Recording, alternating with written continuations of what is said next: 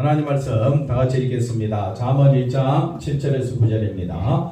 여호와를 경외하는 것이 지식의 근본이거늘 미련한 자는 지혜와 훈계를 멸시하느니라. 내 아들아, 내 아비의 훈계를 들으며 내 어미의 법을 떠나지 말라. 이는 내 머리에 아름다운 것이요 내 목에 금사슬이니라. 아멘. 할렐루야. 하나님의 은혜가 넘치기를 바랍니다. 오늘 지식의 근본에 대해서 살펴보면서 같이 말씀을 나누고자 합니다. 자, 말씀 볼까요? 잠언서의 주제는 뭐라 그랬습니까? 여호와를 경외하는 것이다. 그래서 잠언의 주제 여호와를 경외하는 것이다 라고 초점을 맞추고 한번 들어가 보겠습니다. 여호와를 경외한다라는 말은 경외한다라고 했었을 때 대부분의 사람들의 삶은 실천적 행위로 봅니다. 그래서 기도도 더 거룩하게 하려고 기도를 어떻게 해야 하나님을 경외하고 거룩하게 기도하는 겁니까? 무릎 꿇고 기도해야 됩니까? 엎드려서 기도하면 됩니까? 아니면 고통스러운 곳에 가서서 그렇게 기도해야 그게 거룩한 기도고 하나님을 경외하는 기도입니까? 어떻게 기도해야 돼요? 어떻게 말씀드려야 돼요? 그래서 어떤 교회는 하나님을 경외하기 위해서 말씀 읽을 때에 다 같이 일어나서 한 목소리로 말씀을 읽겠습니다. 정말 그런 것들이 맞나요? 그건 외모를 중요시. 외모를 중요시한. 어떤 교회는 하나님 말씀 들을 땐 다 같이 일어난다는데요. 그것도 외모를 중요시. 그래서 사람의 행위를 가지고 여호와를 경외한다 안 한다 이렇게 말할 수가 없다. 네. 자, 잠언의 내용이 우리의 뭐와? 잠언의 내용은 여호와를 경외하는 것인데 실제 우리의 실생활과 밀접하게 연관되어 있다면 우리의 일상생활도 뭘로 드러나야 된다? 여호와를 경외하는 것으로 나타나야 한다. 그럼 밥을 어떻게 먹어야 되나요? 노는 것도 여호와를 경외하는 것과 아닌 거 뭐 구별이 있나요? 그런 것이 아니라 여호와를 경외한다는 것은 실생활과 밀접하게 연결되어 있다는 것은 나의 모든 삶이 우리는 외모를 보지만은 하나님은 중심을 보신다 그랬죠? 그러면 우리가 나타내야 할 것은 뭐밖에 없다고요? 그리스도의 십자가. 그게 다른 말로 은혜. 그러니까 모든 삶 속에 뭘 드러내라? 은혜를 드러내는 것이 장로님 그것이 뭐라고요? 여호와를 경외하는 것이다. 내 모든 삶 속에서 우리 여호와를 경외하는 우리의 삶이 우리의 삶으로 표현하자면 누구를 따라가지 못한다? 바리새인들을 따라갈 수가 없습니다. 여호와를 경외하는 행위만을 따지고 물면 일주일에 2번 금식하지요. 네. 그렇다고 봤을 때 장로님 일주일에 2번 금식. 아니 바리새인보다는 우리가 더 나아야지. 우리는 일주일에 몇 번 금식? 뭘 또 한 번도 안 해. 그러니까 여호와를 경외하는 것은 행위로 따져 들어가면 끝도 없다. 그리고 율법으로 우리가 하나님을 경외한다고 말할 수도 없다. 그러니까 하나님을 경외하는 것은 우리 힘으로는 할 수가 없다라고 전제를 하고 들어가자. 아멘. 할 수 있습니까? 반발하신 분, 김민자 근사님 권한을 드리겠습니다. 여호와를 경외하는 우리 행위가 있습니까? 없습니까? 없습니다. 이제 조금 수그러들었습니다. 그전에는 나를 봐라. 내가 여호와를 얼마나 경외하는 줄 아느냐? 하고 자기 행위를 자랑했을지 몰라도 여호와의 은혜를 아는 사람은 외모를 드러낼 수가 없습니다.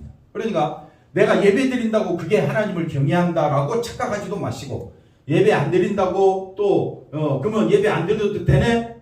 라고 자기중심적으로 생각하지 말라. 우리가 어떤 상황에 있든지 내 힘으로는 여호와를 경외할 수가 없다라는 것을 먼저 하셔야 됩니다. 그래야 잠언이 귀에 들어올 거 아니에요. 앉아서 졸면 여호와를 경외하는 겁니까? 안 나오는 것보다 낫지.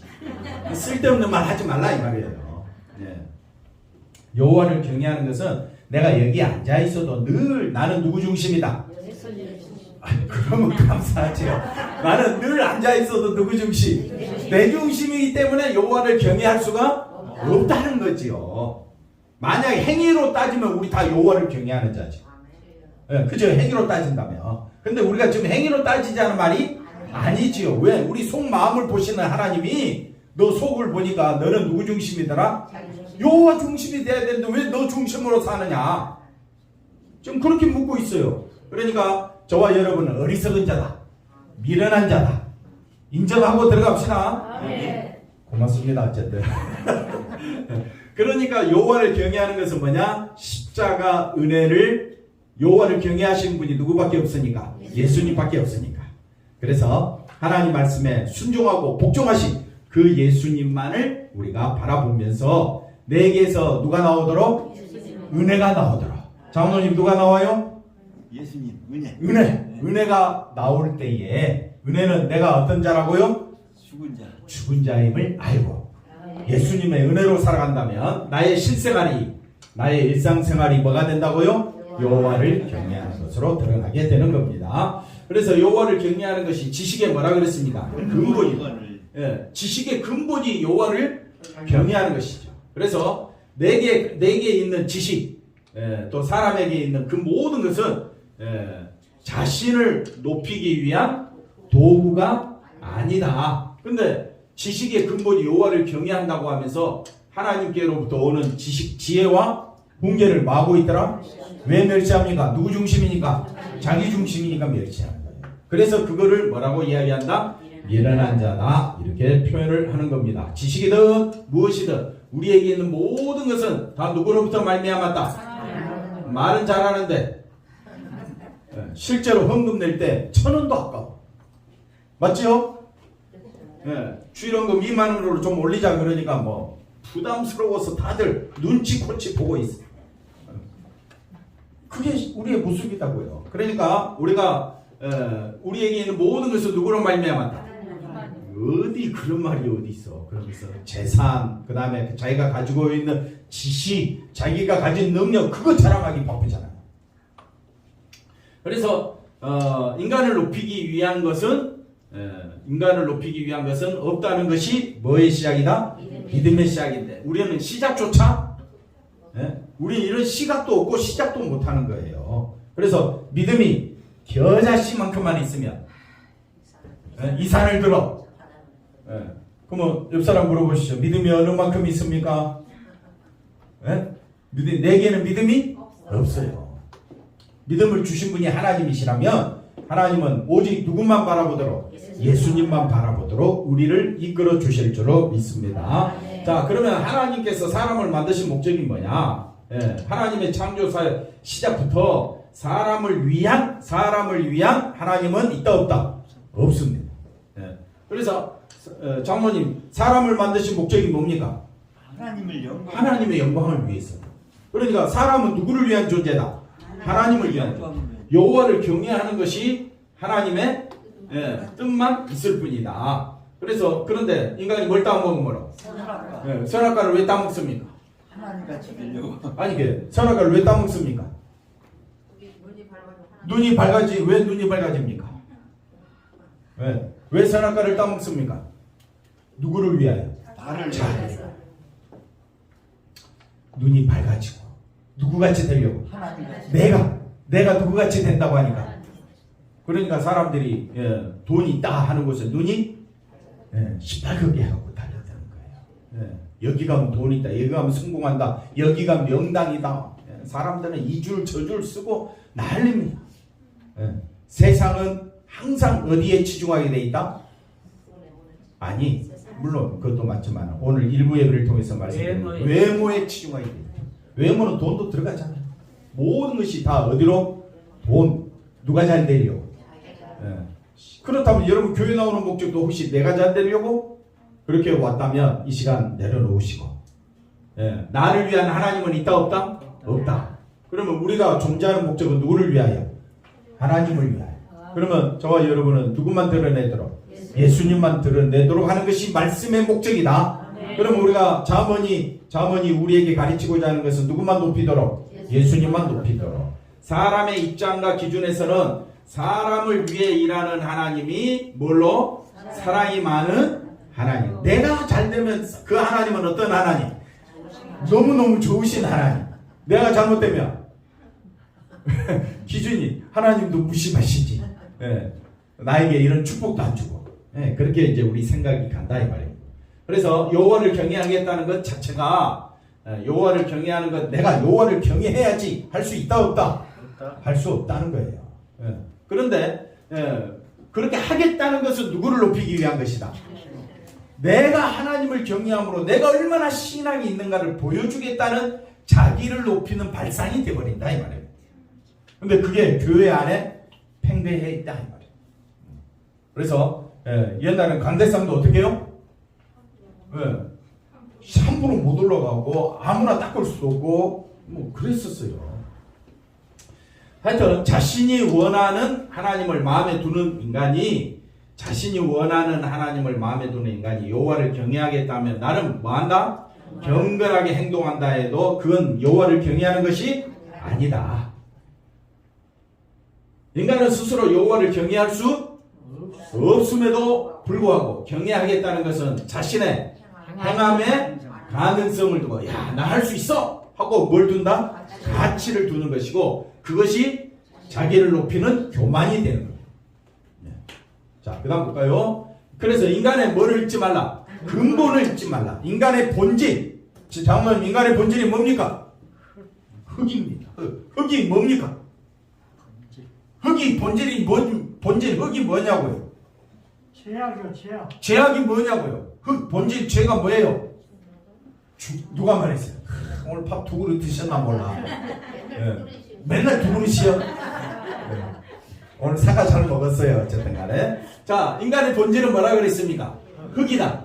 그래서 너는 흙이니 인간의 본질이잖아요. 흙으로 돌아간다는 말은 죽음이라는 거예요. 인간의 본질은 죄, 흙. 이건 다 어디로 귀결된다? 죽음으로 귀결된다. 자, 그 다음 볼까요? 죽음의 자리에서. 그러니까 인간의 본질이 뭐라고요? 죽음이다. 지금도 늘 우리는 사고 소식을 듣습니다. 뉴스를 볼 때마다 식사 자리가 많습니다. 그러다 보니까 밥 먹을 때마다 누가 죽는다는 소리 들으니까 밥맛이 뚝 떨어질 때가 얼마나 많습니까? 죽음의 자리에서 인간이 할 수 있는 것은 그런데 누가 오셔서 예수님이 오셔서 우리를 어디에서? 죽음에서 구원하시고 의로운 자로 하나님의 자녀라고 우리를 이미 어디 안에서? 예수 안에서 어떤 자라고요? 의로운 자라고. 그러니까 우리는 누구 때문에? 예수님 때문에 살맛이 나는 거예요. 한번 따라합시다. 예수님 때문에 부족함이 없습니다. 예수님만이 나의 소망입니다. 예수님이 나의 전부입니다. 할렐루야. 그러면 모든 일상생활에서 여호와를 경외하는 것은 누구를 드러내라고요? 예수님을 드러내. 예수님을 드러낸다는 말은 예수님을 본받는 거예요. 예수님은 자신이 죽은 줄 알고 죽으러 오셨잖아. 그러니까 우리도 나는 죽는구나, 죽었다 라고 생각하고 감정을 내려놓으시고. 오늘 누가 감정이 제일 높았습니까? 일남전도에서는 누가 감정이 제일 높았나요? 모두가 죽었어요? 할렐루야, 죽었대. 일여전도에서는요? 누가 제일 말을 못해? 그 다음 볼까요? 하지만 우리 안에서는 끊임없이 쉬지 않고 자신과 자신의 자리를 어떻게 영광되고 자랑스러운 것으로 만들고 싶은 탐욕이, 우리 안에는 늘 탐욕이 끊임없이 작동되고 있다. 그러니 우리가 잠언 여호와를 경외할 수 있어요, 없어요? 없습니다. 그런데 잠언은 하나님 말씀이고 생명의 말씀이에요. 이런 우리가 내가 한번 따라합시다. 내가 미련한 자구나, 어리석은 자구나 깨닫게 하는 것이 잠언의 기능입니다. 그리고 우리가 말씀을 들으면서 정말 듣기 싫지만은 늘 내가 죽었다고 고백하지 않을 수가 없습니다. 옆 사람 보고 인사합시다. 당신은 눈 좀 뜨세요. 당신은 죽은 자입니다. 뺨 한 대 맞더라도 자, 그렇게 우리가 우리 자신이 우리 본질을 알고 이런 우리를 구원하러 오신 예수님에게만 소망 두게 하려고 하는 것이 잠언의 목적이다. 그게 성경의 목적이다. 자, 그 다음 볼까? 이것을 우리 자신의 현실과 실상으로 받아들인다면 누가 역사하신 것이라고요? 성령이 우리 장로님 마음속에 역사하셔서 하나님의 뜻대로 지금 뭐 하고 있다? 인도하고 계시다. 내가 죽은 자임을 알고 예수님을 이번 한 주간 누구 중심으로? 예수님 중심으로 살겠습니다. 이거는 누가 인도하신다고요? 성령이 인도하시는 거지. 이건 내 힘으로 할 수 있다 없다? 내 힘으로는 늘 탐욕밖에 없어. 내 힘은 누구만 드러내기를 원한다고요? 나를. 근데 성령이 인도하시면 누구를? 예수님을. 대답을 오늘 너무너무 시원하게 잘 하시네요. 그 다음 보십시다. 그래서 다윗과 솔로몬의 이제 8절에 말합니다. 내 아들아, 내 아비의 훈계를 들으면 내 어미의 법을, 아비는 누굽니까? 다윗이겠죠. 그런데 다윗의 개념이 다윗의 아들 솔로몬의 잠언이라 돼 있지만은, 다윗의 아들 솔로몬의 잠언은 솔로몬이 우리에게 가르치고자 하는 것은 모든 사람이 나와 같이 누구만 바라보자? 누구만 바라보자? 예수님만 바라보자. 지금 그렇게 지금 설명하고 있습니다. 잘 들어보십시오. 솔로몬이 다윗의 아들인 것은 맞지만 다윗이 무슨 관계? 혈통의 관계로만 이야기하면 잠언은 나와 상관이 없죠. 잠언이 나와 밀접하게 연결되어 있다면 혈통의 관계가 아니라 바로 모든 인간을 다 가리키는 보편적인 입장에서 들어야 한다. 자, 그래서 솔로몬의 탄생이 뭐와 연결되어 있다? 다윗의 범죄와 연결되어 있으면 내 아비의 법을 떠나, 아비가 잘못했는데 뭘 따라가? 다윗이 범죄했잖아요. 그러니까 이건 말이 안 되는데, 그럼 왜 성경이 이런 말을 썼느냐? 그래서 우리가 잘 아는 대로 우리의 아내 바세바와 다윗이 어떻게 하고요? 동침하고 자신의 죄를 감추기 위해 우리아를 사냥터를 보내 죽이고. 이야, 지혜롭네. 이런 다윗을 본받읍시다. 말이 장로님 됩니까 안 됩니까? 안 되잖아요. 그리고 범죄자로 인한 솔로몬이 탄생. 야, 우리 아버지 대단해. 이건 말이 안 되는 이야기잖아요. 그러면 이야기를 하고 있다 이 말입니다. 하나님은 다윗의 행위를 악하게 보시고 나단을 통해 책망하십니다. 그리고 나단은 다윗이 낳은 아기가 반드시, 이 아이 이름도 없어, 다윗의 이 아이는 죽었다는 거예요. 그 말대로 다윗에게 낳은 아이가, 이게 무슨 내용이냐면 장로님 보십시오. 그 다음 볼까요? 자, 사무엘하 12장에 보니까, 그런데 죽고 난 다음에 다윗이 그의 아내 바세바를 뭐합니까? 위로하고 또 아들을 낳음에 그 이름을, 자, 다윗이 낳은 아들이 죄값으로 어떻게 해요? 죽었지요. 그러면 바세바와 동침하면 됩니까 안 됩니까? 안 되죠. 그러면 낳은 아기가 솔로몬인데 솔로몬도 죽어야죠. 아니, 그 먼저 아이는 죽고 둘째, 제가 소리가 너무 큽니까? 아니요. 좋을까 싶어서. 솔로몬도 죽어야 돼요, 살아야 돼요? 죽어야죠. 근데 왜 솔로몬은 안 죽습니까? 왜?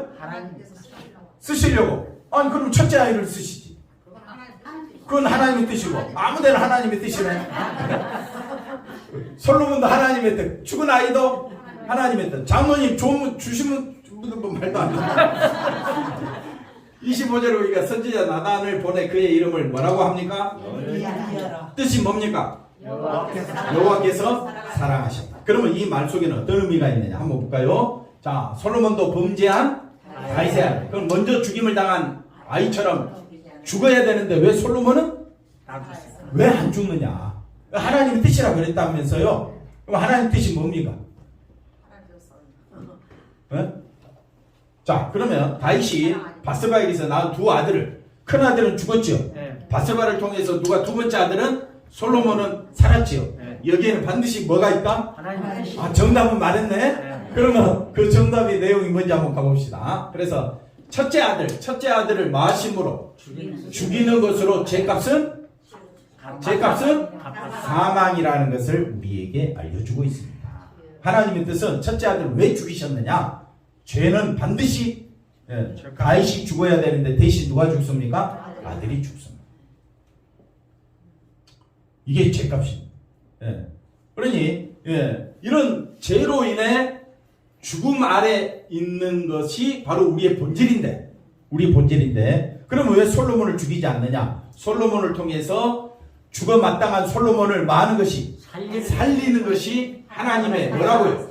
사랑이다 라는 것을 솔로몬이 뭐 일을 많이 해서 사랑받았다는 것이 아니라 솔로몬을 살려두심으로, 솔로몬 이름이 뭐라 그랬습니까? 장로님 이름이 뭐예요? 솔로몬 니끼다. 여디디야. 뜻이 뭡니까? 하나님의 솔로몬도 죽어야 된대. 그러니까 이스라엘 사람들은 첫째 아들을 죽이셨는데 둘째 아들도 죽어야 되는데 죽지 않고 살았어. 왜 살았느냐? 저 사람은 하나님께서 사랑하신 자야. 그게 솔로몬의 뜻입니다. 솔로몬은 존재 자체가 뭘 드러내려고? 하나님은 솔로몬을 사랑하셨어. 그러면 저와 여러분은 이 내용을 보면서 아담 이후로 모든 인간은 다 죄값으로 사망입니다. 그러나 예수 안에 솔로몬처럼 예수 안에 있는 성도들은 죽어야 마땅한데 첫째 사망이 우리에게 도달했는데 우리는 죽지 않고 산 자야.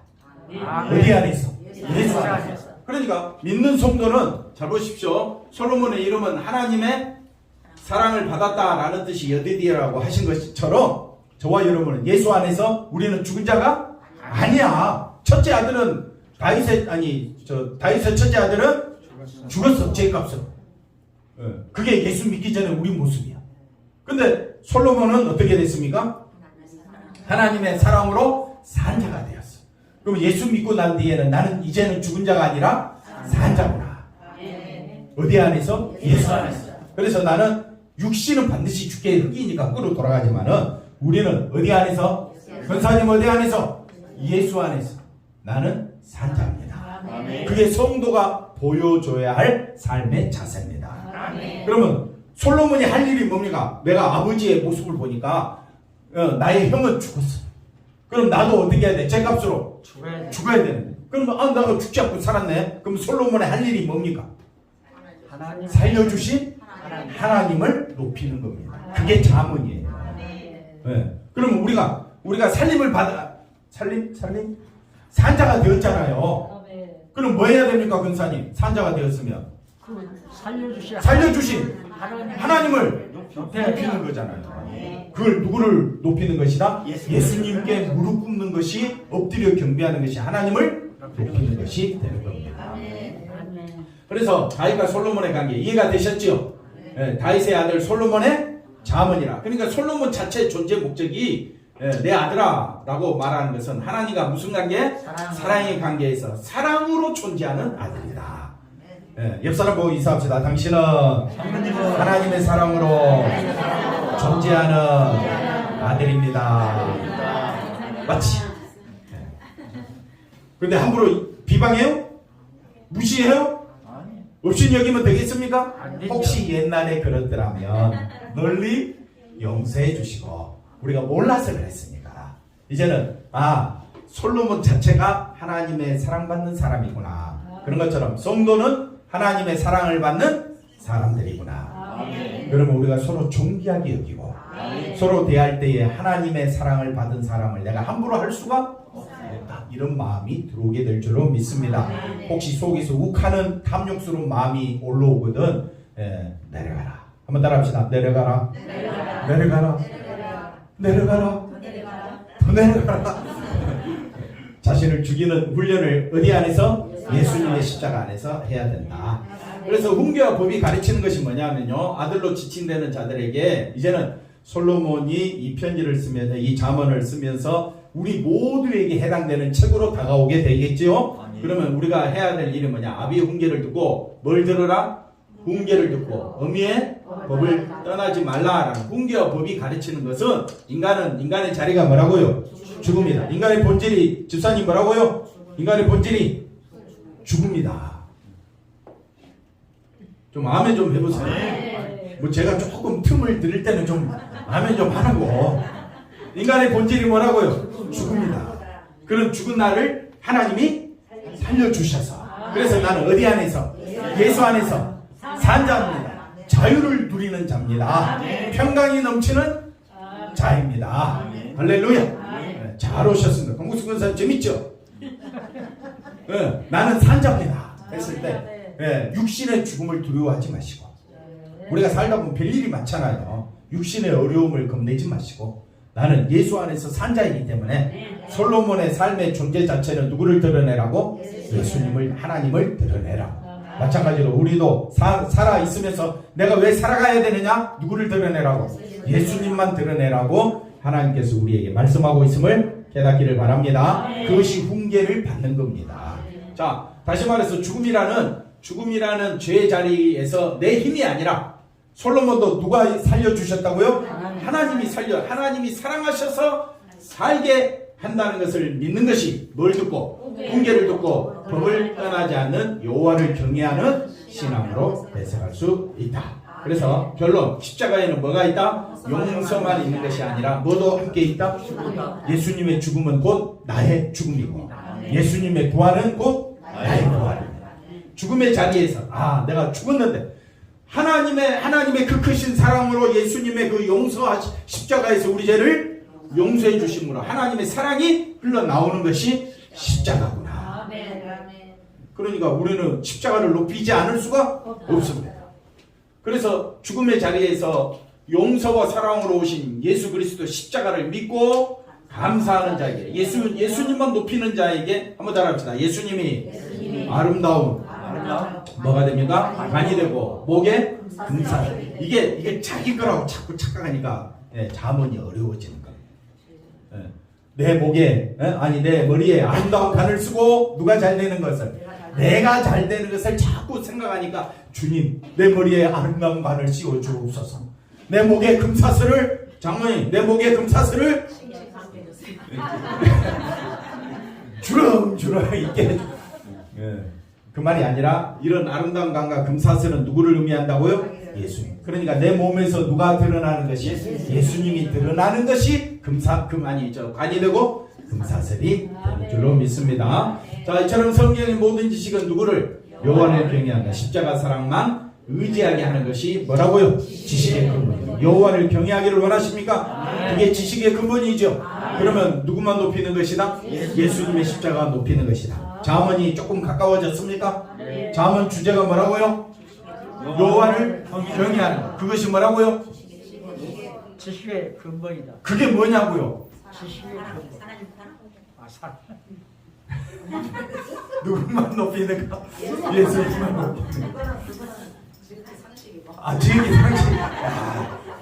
감사합니다. 마치겠습니다. 기도합니다. 하나님 감사합니다. 주님만 높이는 우리 교회가 되게 하여 주옵소서. 예수님의 이름으로 기도하옵나이다. 아멘.